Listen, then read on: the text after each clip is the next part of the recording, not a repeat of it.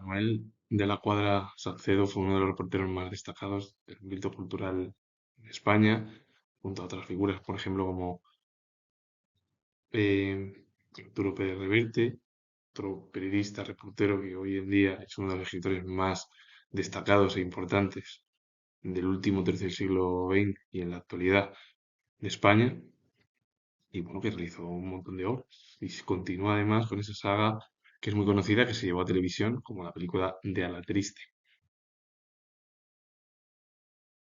Antes de hablar del intelectual, voy a hablar de cuatro conceptos con su etimología. Les voy a definirlos, significado más la etimología.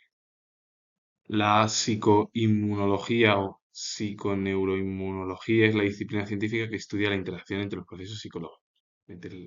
Por un lado, los procesos psicológicos, que es la mente, las emociones que tenemos las personas, el sistema nervioso, que es la neurología, em, el sistema inmunológico, que son las defensas, y el sistema endocrino, que son las hormonas. La etimología es un término compuesto por varias raíces griegas, es verdad, aunque es un híbrido porque lo del término psico viene del griego de alma, actividad mental o mente, neuron también viene del griego, que es nervio, sistema nervioso, pero es que immunis viene del latín, que es libre o exento de defensas del organismo. Y logía, a su vez, proviene del griego, y logía significa el estudio, la ciencia o el tratado. Todo lo que termina en logía, la gran mayoría, son estudios, tratados de algo. La psicolingüística es una rama de la psicología situada entre esta y a su vez la lingüística, que estudia los mecanismos cognitivos o mentales que sustentan el uso, la adquisición y la producción del lenguaje humano, normalmente de las personas. La etimología es un híbrido, primeramente porque está formada por psique. Psique significa alma en griego o mente, y lingüística del latín lingua, que es lengua o idioma, y a su vez el sufijo ica, que es ciencia o disciplina. Y el significado literal es la ciencia que estudia la relación entre la mente y la lengua. Porque al final psicolingüística es un estudio de cómo nos comportamos, el habla de las personas, cómo pronunciamos, cómo adquirimos ese lenguaje, cómo lo producimos, y a partir de ahí, que eso sería el ámbito de la lengua, cómo es el comportamiento en ese lenguaje estructural que tenemos las personas, dependiendo cómo hablemos. Pero el problema es que el ser humano hoy en día habla demasiado, bueno, pues palabras que son al final malsonantes o de insultos y ya está. Y esa es la estructura que tenemos en la actualidad. Es decir, los últimos 25 o 30 años parece ser que no hemos cambiado, hemos ido a peor en el lenguaje. Pero eso hay que decir que hay gente que continúa teniendo un buen lenguaje y que es interesante a veces esa estructura de su propio lenguaje. Pero el resto tenemos un lenguaje un poco, hay que decirlo, demasiado pobre. Pero bueno, un girovago es un monje errante o vagabundo que en el cristianismo antiguo, sobre todo en la Edad Media, viajaba sin destino fijo y no se sometía a la regla de ningún monasterio. La etimología proviene del latín de giron vagus, que es el que vaga en círculo, y el término describe a quien va de un sitio a otro, a menudo alojamiento en distintas comunidades.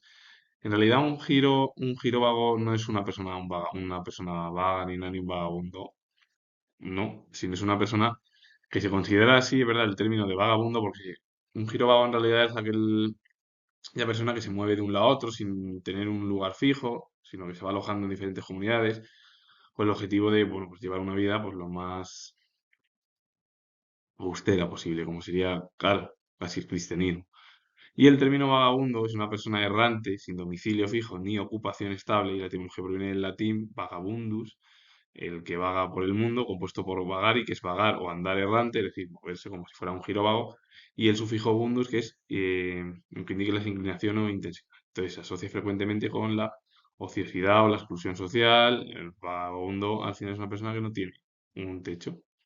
Y un girovago no es una persona que tiene un techo, sino es una persona que realiza viajes de un lado a otro, se mueve de forma itinerante esa persona y bueno, pues va de un lado, de un lugar a otro, se queda a dormir, se hospeda en diversos alojamientos de distintas comunidades donde tenga que realizar por ejemplo, esa estructura religiosa como antiguamente era la peregrinación, por ejemplo.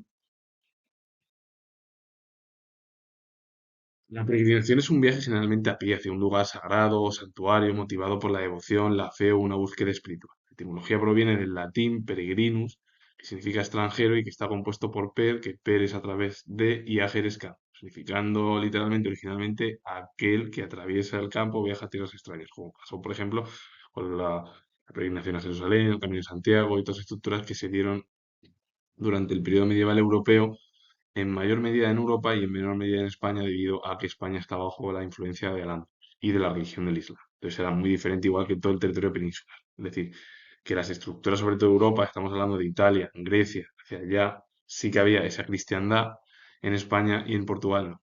Pero la parte del norte, sobre todo con Pelayo, primer monarca de Asturias, es lo que dio lugar a la estructura política histórica que existe y social de la reconquista de nuestro país y también unido a la portuguesa.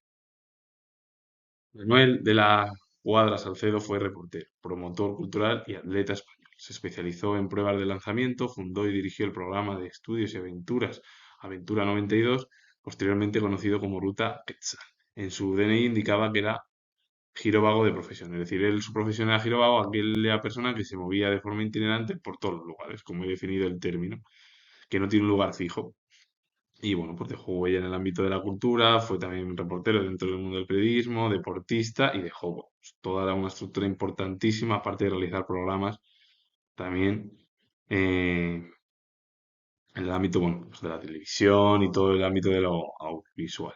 Con ello finalizo, comento que soy historiador y si os ha gustado este vídeo, de significados, definiciones y el ejemplo de Manuel de la Cuadra Salcedo, que por cierto, el día 20 de mayo se cumplen 10 años de su fallecimiento, el 20 de mayo. Comenta ahí, pues darle a like, suscribiros, comentar, repito, el nuevo historiador y nos vemos ya en el próximo vídeo.